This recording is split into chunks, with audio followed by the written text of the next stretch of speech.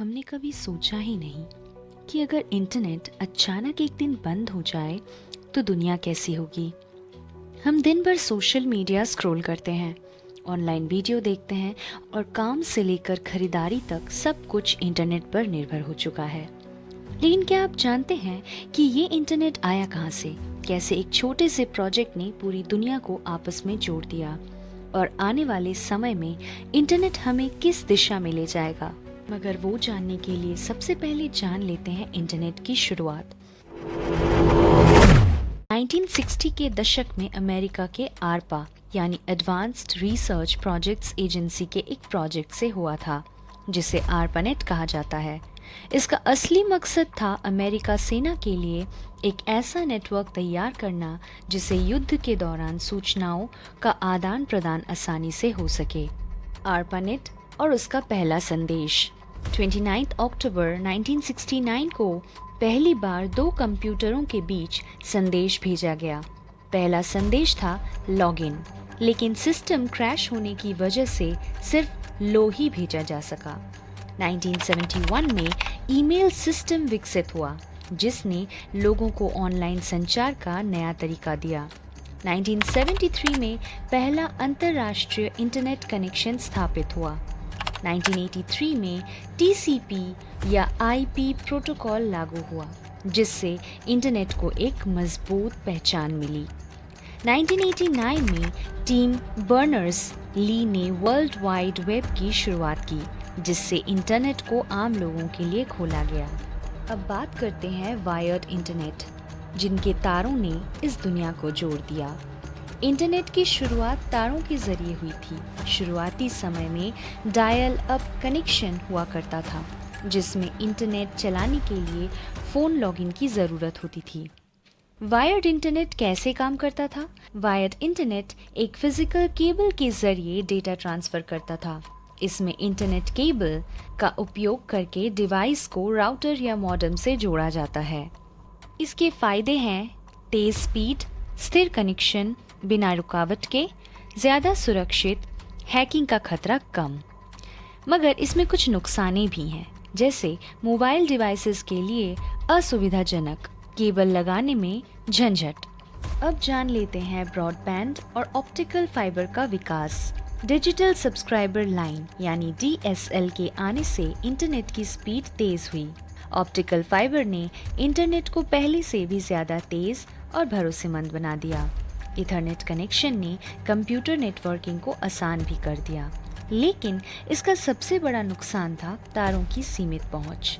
तभी wireless internet का युग आया। आज इंटरनेट को बिना किसी तार के इस्तेमाल करना संभव है, और यह हुआ है वाईफाई, मोबाइल डेटा और सैटेलाइट इंटरनेट के कारण, और इन्हें ही हम कहते हैं wireless internet. Non wired internet काम कैसे करता है? नॉन वायर्ड इंटरनेट यानी वाईफाई या मोबाइल नेटवर्क बिना केबल के रेडियो वेव्स के जरिए डेटा ट्रांसफ़र करता है।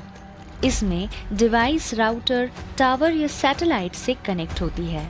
इसके फ़ायदे हैं जैसे वायर की ज़रूरत ना होना, पूरी जगह कवरेज करना, मोबाइल डिवाइसेस के लिए सुविधाजनक होना और इंस्टॉलेशन करना भी आसान।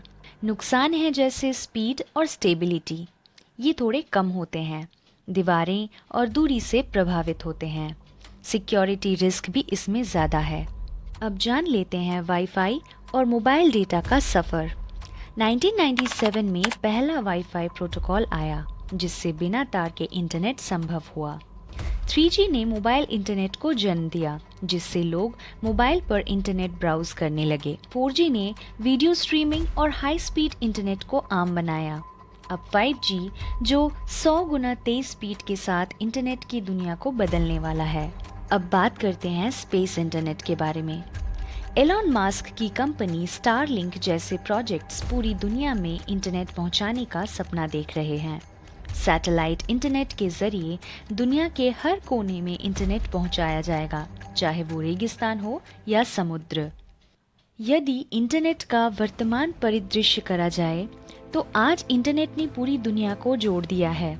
हम social media, online shopping, digital payment, cloud storage और स्ट्रीमिंग सर्विसेज जैसी सुविधाओं का आनंद ले रहे हैं। लेकिन इसके साथ साइबर सिक्योरिटी, प्राइवेसी और डेटा मॉनिटरिंग जैसे चिंताएं भी बढ़ गई हैं। आज के दौर में इंटरनेट की भूमिका बेहद महत्वपूर्ण है। संचार सुविधाएं जैसे वीडियो कॉल, सोशल मीडिया और ईमेल से दुनिया जुड़ी हुई है। शिक्षा क्षेत्र में ऑनलाइन क्लासेस, कोर्सेज और डिजिटल लाइब्रेरी से पढ़ाई भी आसान हो गई है। व्यापार के मामले में ई-कॉमर्स, डिजिटल मार्केटिंग और ऑनलाइन ट्रांजैक्शन से बिजनेस बढ़ रहे हैं। एंटरटेनमेंट की बात की जाए तो ओटीटी प्लेटफॉर्म्स, गेमिंग और सोशल मीडिया ने मनोरंजन के तरीके बदल दिए हैं। अब वक्त है हेल्थ का। स्वास्थ्य, टेलीमेडिसिन, ऑनलाइन अपॉइंटमेंट और हेल्थ ट्रैकिंग से मेडिकल सुविधाएं आसान हुई हैं। आर्टिफिशियल इंटेलिजेंस, एआई और डेटा एनालिटिक्स के जरिए ऑटोमेशन और स्मार्ट टेक्नोलॉजी का विस्तार हो रहा है। यदि हम हिस्ट्री की बात कर रहे हैं तो हमें फ्यूचर के इंटरनेट का भी पता होना चाहिए। आने वाले समय में इंटरनेट हमारी जिंदगी को और भी बदल सकता है। 6G और उससे भी आगे 2030 तक 6G इंटरनेट आ सकता है, जो brain chip connection, holographic calls और असली एआई इंटरैक्शन को संभव बना सकता है। 6G की स्पीड इतनी तेज होगी कि 1 सेकंड में 1000 GB डेटा डाउनलोड किया जा सकेगा। मेटावर्स, वर्चुअल दुनिया की सच्चाई। मेटावर्स एक ऐसी दुनिया होगी जहां आप अपने डिजिटल अवतार के साथ घूम सकेंगे, काम कर सकेंगे और दोस्तों से मिल सकेंगे। क्वांटम इंटरनेट, साइबर क्राइम का अंत। भविष्य में क्वांटम कंप्यूटिंग इंटरनेट को इतनी तेज बना सकता है कि कोई भी डेटा चोरी नहीं कर पाएगा। अब बात करते हैं एआई और इंटरनेट के मेल का। आर्टिफिशियल इंटेलिजेंस इंटरनेट को स्मार्ट और ऑटोमेटेड बना देगा। आपकी गूगल सर्च टेक्स्ट नहीं बल्कि वॉइस और ब्रेन सिग्नल से भी हो सकती है। जैसे दुनिया के हर चीज़ों में कमियां भी होती हैं और फायदे भी, वैसे ही इंटरनेट से जुड़े संभावित खतरे। हर तकनीक के फायदे और नुकसान तो होते हैं, इंटरनेट के साथ भी कई चुनौतियां। साइबर क्राइम बढ़ रहा है, जिससे लोगों की पर्सनल जानकारी खतरे में पड़ सकती है। डेटा प्राइवेसी का मुद्दा गंभीर हो रहा है। बड़ी कंपनियां हमारे डेटा को ट्रैक और स्टोर कर रही है। इंटरनेट एडिक्शन भी एक बड़ी समस्या बन चुकी है।